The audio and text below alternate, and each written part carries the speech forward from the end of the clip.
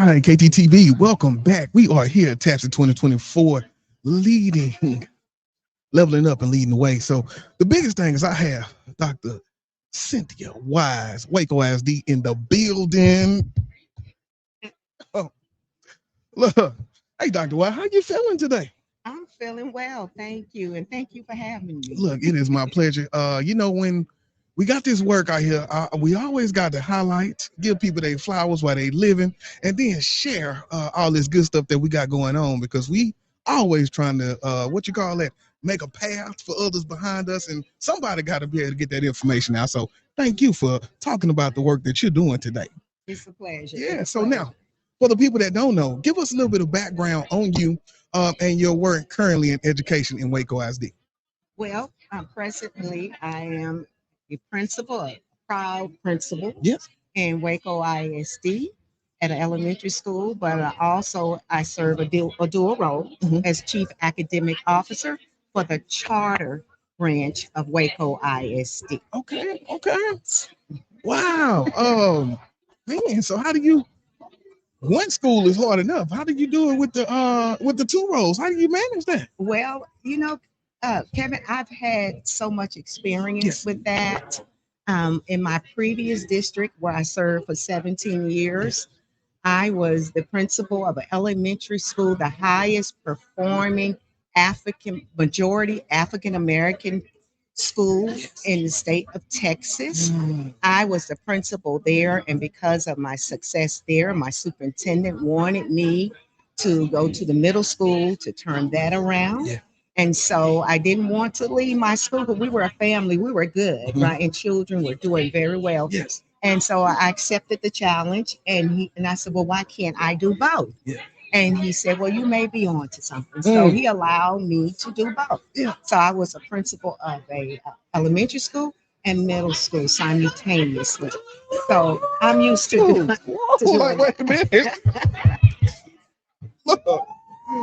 Ooh, I should have just left that going because middle school and elementary. The good thing that makes me so excited about that is you think about the importance of third grade with our African American boys and their reading, and so in a school that's predominantly African American students and highest performing, that means you were doing so much good for so many people. Yeah. So big shouts out to you. Now the question is though, what was that secret sauce if you could share it with us that had y'all top performing? well, it was the implementation Mm. of our culture conscious campuses model, Come on now. known as CCC. Yes. This is a model that has been vetted Mhm. and approved by the Texas Education Agency and the commissioner. Yeah. The commissioner back in 2018 sent his deputy commissioner, Winchester, down to East Texas, where I was principal, and said, go down there and see what that lady down there doing, Yeah. that these African American children Mm. are outperforming, in many cases, their white peers. Woo! And that's how it all got started. And so I met with the commissioner and all of the various stakeholders, and then I went through the process of being a bellwether fellow. And Bellwether works with over 13,000 plus schools of districts across Yeah. the nation. And they took me through that rigorous process and talked to all stakeholders. And then we codified what the commissioner said, that she really have a model. And they said yes, Yeah. because the parents could tell you, the students could tell you, the teacher could tell you, the community could tell you, everyone could tell you how it looks, Yeah. how excellence look, and what led to our students being so successful. Yes. And so from that point on, we codified the model, and I do have a playbook. We Yeah. codified the model, Mm. and then I was hired to be the CEO over the charter branch of the district, Yeah. the charter provider, Mhm. and to replicate the model across 6 of the district's charter schools, Wow. 5 elementary and 1 middle school.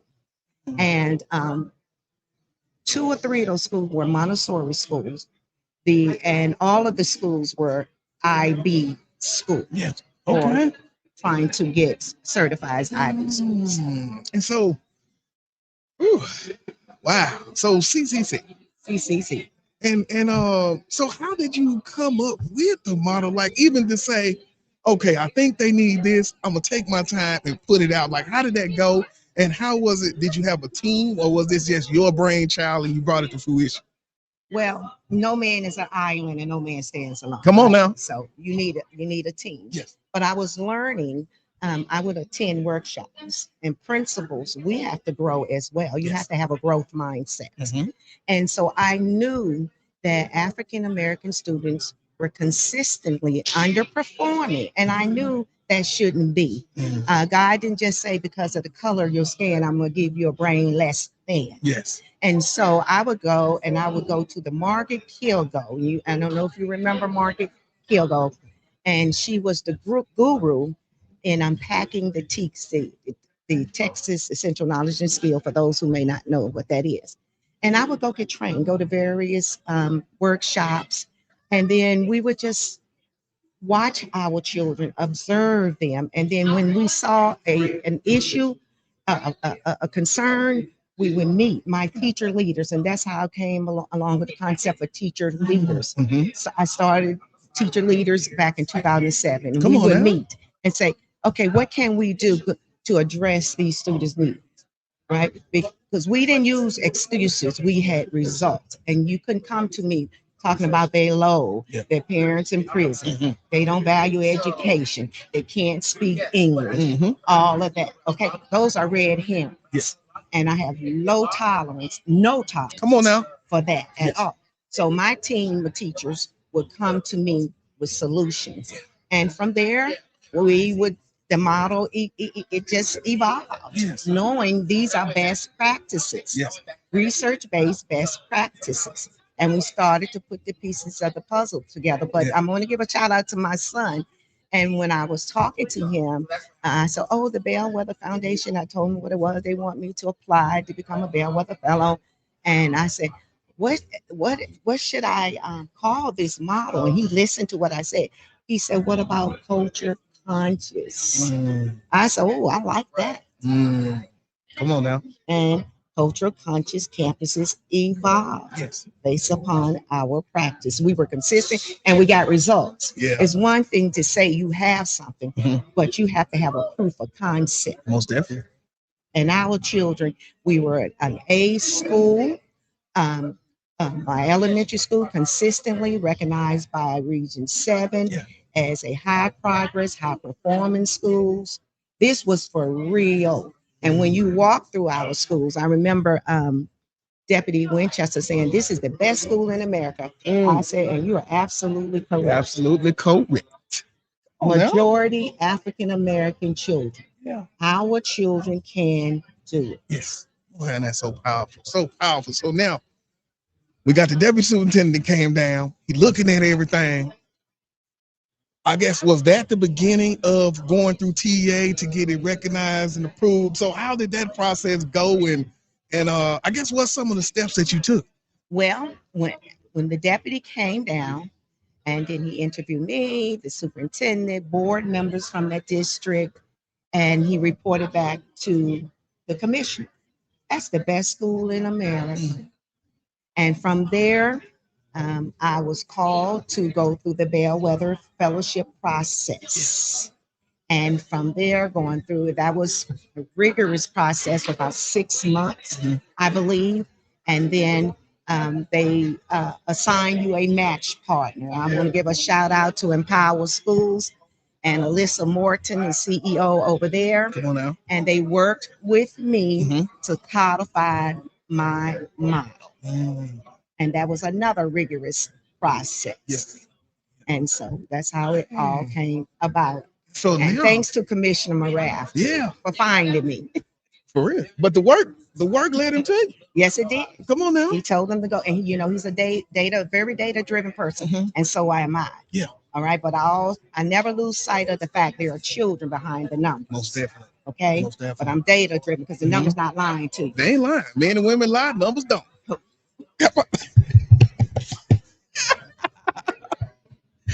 All right. So now when you going through these processes, taking from the work that you're done, this is pretty much okay.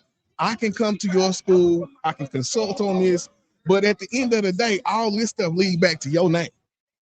Like this is like your, well, I guess proprietary system. I guess it's my Okay. baby. Yeah, that's what My I'm saying. baby. Okay. But now is let's say for instance a school, you see the data that made you kind of build this program at another school. How can this school come in and say, we want this? Like, what are some of the things that have to be? I guess we could say the blanket would be bad data, failing schools, but what are some of the things you say that school would be perfect for CCC? I believe any school would be perfect for Okay, let's CCC. go on now. Let's Let's go on now. start Put it in the there. box. Okay, but struggling schools with majority children of color and children in poverty will really benefit from this model, the CCC, right? Because our children need structure. A cultural conscious campus has a culture of high expectation. It has a strong instructional culture. It has a culture of strong teacher student relationships and a culture of community engagement. Got to have the community. You got to have it. And the research is very clear about this. Schools with a strong culture is the foundation for student achievement and growth. Yeah. Yeah. And so that applies to any school, Most right? definitely. Most definitely. A CC school. First, we have 5 cornerstone characteristics, and these are non-negotiable. We won't budge on these. Yes. One, safe and inclusive schools. We believe our children are exceptional, and it is up to us to bring out of them what already exists within them. We have to put procedures, processes, clearly articulated rules and procedures in place where everyone is held accountable, adults and children, including myself. Yes. Yes. Okay? I believe if the teacher is ready, the student will rise. And a cultural conscious, so first you have safe and inclusive school. Then under the cultural conscious campus model, we develop the whole child by offering rigorous programs. Yes. We also, on the cultural conscious campus school, we want our students to be critical thinkers and problem solvers. Under the culture conscious campus school, building those strong teacher-student relationships, we say what we mean and we do what we say. Teachers, we are friendly, but we are not the student's friend. Come on now. Come on now. We are facilitators of learning. Yes. And being a facilitator of learning, you're not sages on stages. You are facilitators. Yes. And also, lastly, and I already mentioned this about the research on CCC campus, our community engagement piece. We want to hear from our constituents. Yes. We use their feedback to improve upon our practices Most definitely. because we believe we are stronger together. Under the culture conscious campus, in a nutshell, those 4 aspects of culture that I talked to you about, building teacher-student relationship, being student-centered. You have to have a student-centered culture, Most a culture of definitely. high expectation, a strong instructional culture. Under the strong instructional culture, let me say that because this part is really important. Most definitely. All of it is important. Yeah. But let me say that. We don't just strive for mastery, but we strive for excellence in all that we do. Excellence. Okay. And you have to dedicate that reflective practice time where teachers can go, and we know them as professional learning community, but we have true professional learning community. It's not a downtime to get in there and talk about the Cowboys or vent, any of that. How do we monitor that? We have an agenda. Yes. Your team leaders turn the agenda to you in advance principle. And on that agenda is only one item. And that's unpacking the standards. And okay, your teach, that's your curriculum.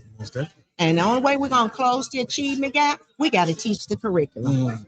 So how do they measure the gap in reading and math between white and black children? Right? They give them a what? An assessment. I was gonna say they're gonna give you that test. Gonna give you that test. Yeah. We're not teaching to the test. We're teaching the curriculum. Yes. And we got to stop that mindset we teaching to the test. No, we got to teach. If we're gonna close, because that's how they measure the achievement gap. It's closed, right? Most definitely. Okay. And so we tightly focus on the standard. That is our curriculum. And it's a very rigorous curriculum. Gone are those days that what are the 50 states in America? Identify this. Gone are those days that low comprehension. Oh no, yeah, you're gonna have to analyze something. Now. You're gonna have to analyze. You're gonna have to explain. And our curriculum is aligned with the ACT and the SAT. Margaret Kilgo told me that. Now that you got me, I got the proof. Dr. Wise, you do. Look, well, I'm going home after this, Dr. Wise. Ain't nothing else to. But I hope y'all get it. Woo, I can't wait to share this. Okay, so now, where are you in the process? I know you say you got the dual role right now going into schools. Does that leave you any other time to kind of share this with other districts or other schools, or how's that going? Well, I'm willing to share anytime I'm asked to share it. Because it takes a village. Most definitely. And I'm willing to do that. Anyone, you can call me. I'm willing to speak with your team of leaders. I've worked with principal, of course, as a CEO. I had to refocus my principals on their vision and mission. What I see is that we throw people, for lack of a better term, into a principalship. But many of those principals never understudied under someone that was an outstanding instructional leader. See, as the principal, you are the instructional leader. And principals really don't get the opportunity. But first of all, you got to take the initiative. See, I taught high school for 12 years. Okay. And that was at a majority white school, but school in poverty children.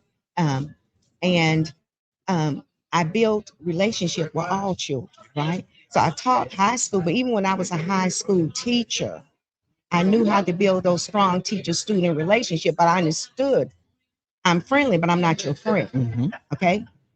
You're here to learn, but I made learning fun. I refer back to that proverb, wise is he who brings joy to teacher. And so I went from high school to elementary school. When I got to the elementary school, my first day on the job, I suspended a little kindergarten. And the teachers looked at me like, you can't do that. Look, you're going to get in and get out. But I learned, and this was in DeSoto ISD. I'm going to shout out to DeSoto. I learned everything I could from those teachers in elementary. They grew me. Yes, they did. I learned from them. But getting back to your question of helping others, we're in this profession to help others. So I'm willing to help any and everyone. But teachers need a blueprint. I listened to one of your other podcasts, and you kind of asked the same question. But teachers need a blueprint. Even veteran teachers need a blueprint. And so, coupled with a strong academic program, we have an instructional framework under CCC. See, on Monday, what you gonna do on Mondays? My teachers, they know what to do. They front load. How does that look? See, in those true PLC, that's where you go in and unpack the teach 2-3 weeks in advance. So when it's time to teach that teach, you are ready. And during your PLC, you're going to model that. If it's your turn, Kevin, to teach you, you're going to get up. You're going to take us through the entire lesson plan, right? And then we're going to give feedback, and everybody has a voice. I don't care if you're a novice teacher. And then you go on treasure hunts. I learned that from Margaret Kilgo. You go on treasure hunts. and you find activities, resources, and material that align with the standard. Yes. See, when you look at those standards, it tells you how deep to go, Yeah. how rigorous, complex by what? The verb. Come on now. It tells you what you're going to teach. Okay. That's the content.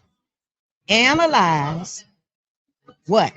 Author purpose. And it tells you the context, the how. By using text evidence. It's that teak is out there. It Yeah. may not be verbatim. So what? So why aren't we unpacking the teaks with fidelity? Come on now. Now I know what I gotta do, teacher. We're gonna get together our PLC, we're gonna talk about it, we're gonna create this exemplary lesson. Yeah. And be ready to deliver to our children. What they say, do a little sparring in that thing. There you go. And then on Tuesday, Wednesday, Thursday, what are you gonna do? See, our children need elaborate rehearsal. Yeah.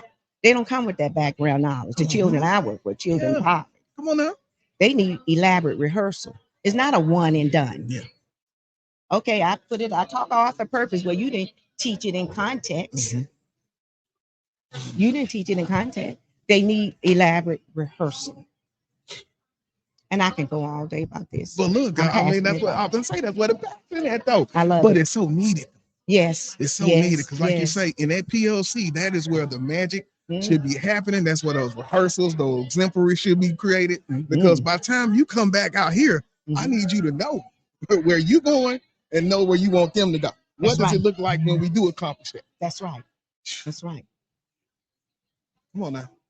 And that's where it is. So just think about the impact that has on a novice teacher or a first, second, third year teacher. Yeah. And they come through a system like that. Yes. They set up for life. Set up for life. I have a young lady on my campus. She's from Wyoming. Her family owns 112,000 acres. I said, well, so you own Wyoming, right? And this is different from her. Yeah. But baby, she's a rock star.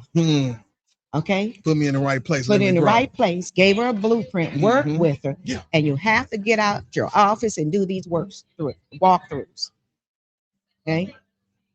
Yeah. Most definitely. Most definitely. Okay. Wow. Yeah, you got to be outside. You got to inspect what you expect. Come on now. That's what they say. We are required to do 20 walkthroughs a week. The entire administrative team and your instructional specialists along with us. Yes. If it's 5 of us, we got to make sure that number is 20 and give those teachers that immediate feedback. Immediate bite size. Yeah. Yeah. Or just say, hey, you're good. You're good. I like what I see. Yeah. Keep going. Or these are the things when you call them in that we need to work on. You got to catch it. Yes. You can't catch it in your office.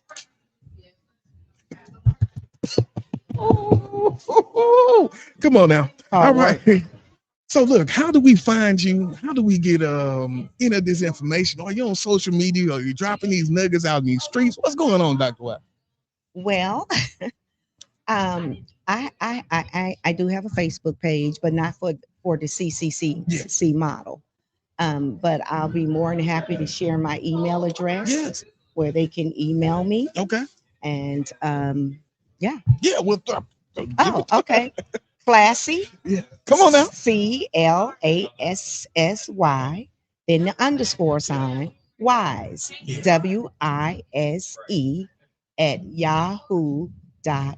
Oh, look, that's how you know. That's how you know when we age ourselves like that. When you pull that yahoo.com out, you know I've been in the game for a long time. Look, come on now. I also have a Gmail account. Let me give you that. Classy.wise, WISE, the number 1 at Gmail. Come on now. Wow.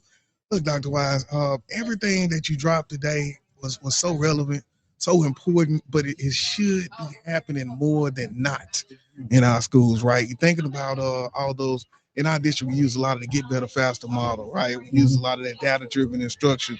So we have those meetings where we come in and we're practicing and we're modeling and we're role playing and rehearsing. But I think in order for us to turn the needle and get back to what education is, we got to have that consistently across the playing field. And so it sounds like your model is what can bring that back. Man, so we got to get some more schools doing this. So now currently, what's the next plan? What's the next plan for the CCC? Well, The next plan for CCC is to continue to do the work where I am now. Come on now. And then from there, I'll see where God leads me. That's Because it. wherever He leads me, Mm. I will follow. But I will say this, none of this would work because you said something to make me think without consistency. You have to be consistent Yes. in anything you do, Mhm. and you have to monitor. Yes. You have to Gotcha. inspect what you expect. Monitor and adjust. Yes, Come on now. monitor and adjust. Yeah. And the numbers are not lying to you. If they student perform only 20%, well, that's all they learned. They Yeah. made a 20% on your test. It's not, and let me say this, I gotta say because I didn't say that. It's never, listen to me, it's never the children. Never the children. Mm. If students aren't learning, Mm. because we're not teaching them. Either that or we're not using the right resources and materials to reach them. It's in our planning of our lessons, but it's never the children's fault. And I want to say one thing to our parents. Yes. I talked about community engagement. Parents, we need you. We need you to send your child to school ready. A teacher can't do everything. They're supposed to become school ready. Help us help your child. Get your child behavior in check.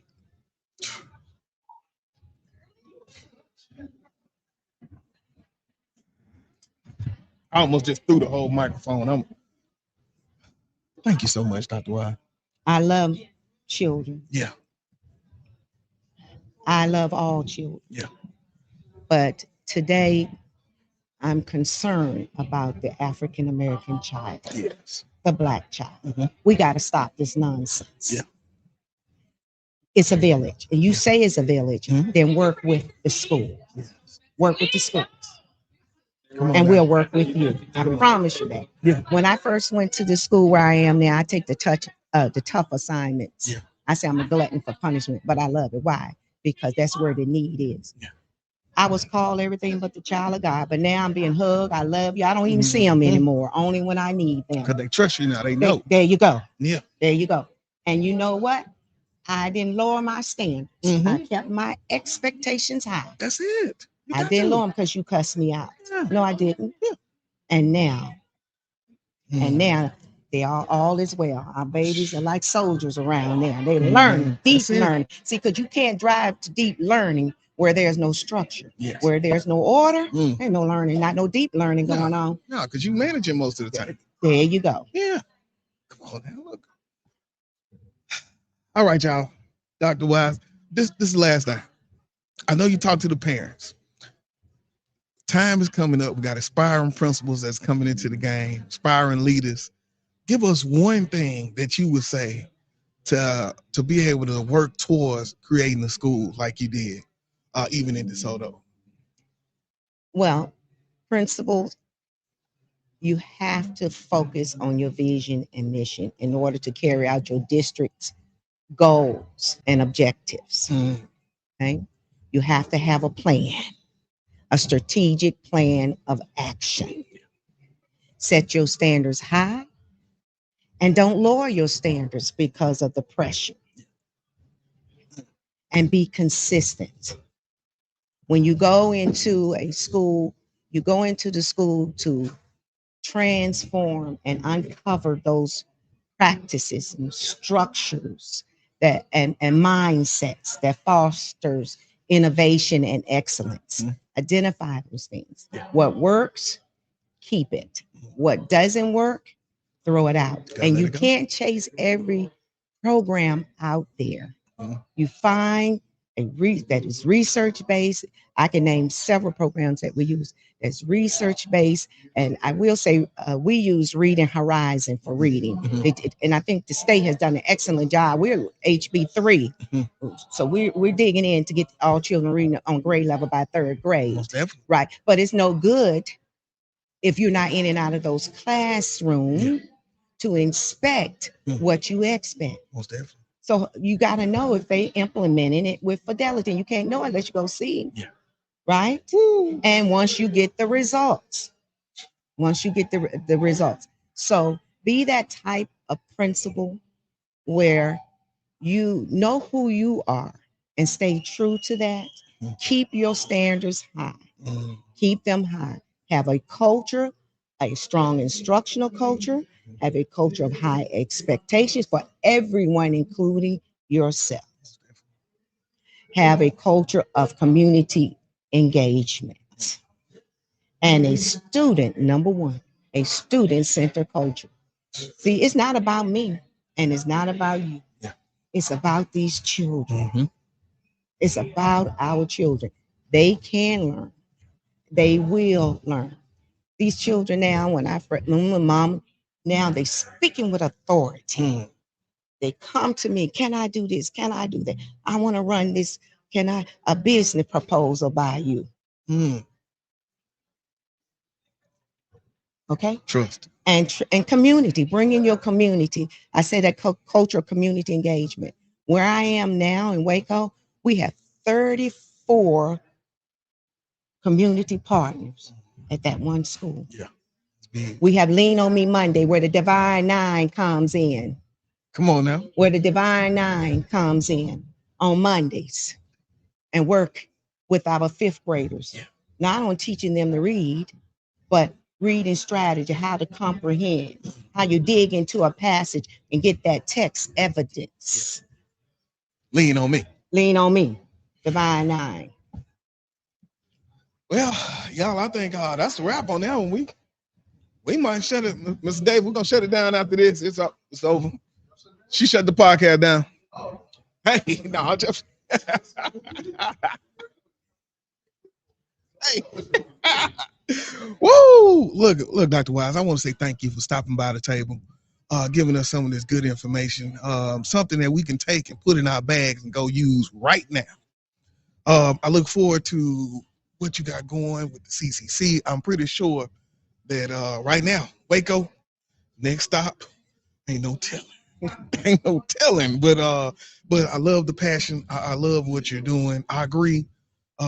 We got to get in there. We got to dig a little deeper, but we got to have that structure first, right? Because other than that, everybody else, you not a sage on stage. I need you to facilitate, but that means we got to have the structure set up for you to facilitate.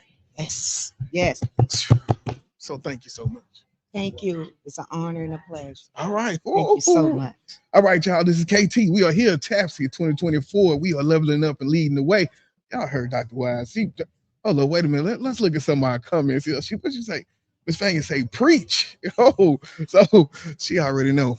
So big shouts out there. She and HSD getting it in. So big thank you to everybody that tuned in. And thank you so much for Thank you. Thank you. All right, y'all. We will be back with more interviews today. This is KT. Stay locked.